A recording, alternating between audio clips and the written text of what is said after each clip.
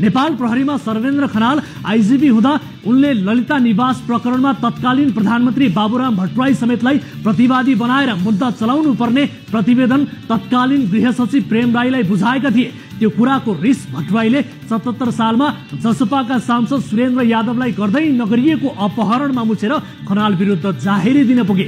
मन्त्री बन्न पाओलागी भनेर एमालेका नेताहरूसँग आफ्ना स्वकीय सहित बाटोभर बियर मासु खाँदै सुविधाजनक होटलमा बास बस्दै रमाइलो गर्दै यादव काठमाडौँ आएका थिए। प्रहरीले घटनाको पुरै अनुसन्धान गरेर 7 पेजको प्रतिवेदन तयार पार्यो।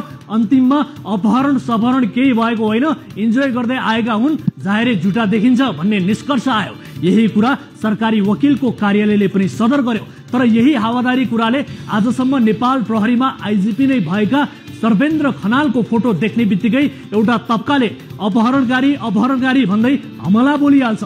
जबकि सर्वेन्द्र खनाल आफै काठमाडौँका गुण्डाहरूलाई इन्काउन्टर गर्ने, तराईका भूमिगत क्रिमिनल संगठनहरूलाई ध्वस्त गर्ने प्रहरी अधिकृत थिए। तर एकपटक हल्ला फैलाइदिएपछि यसरी ट्याग लाग्छ कि यहाँ त्यस्तो आरोप प्रमाणित भइरहनु पर्दैन। एकपटक अपहरणकारी भनिदिएपछि मान्छे त्यही ट्यागमा जीवनभर बाँच्न विवश हुन्छ। चाहे उसले जीवनभर राम्रो काम गरेको किन नहोस्, एकपटक डिफेम गरिदिएपछि त्यसले जीवनभर पिरोल्छ।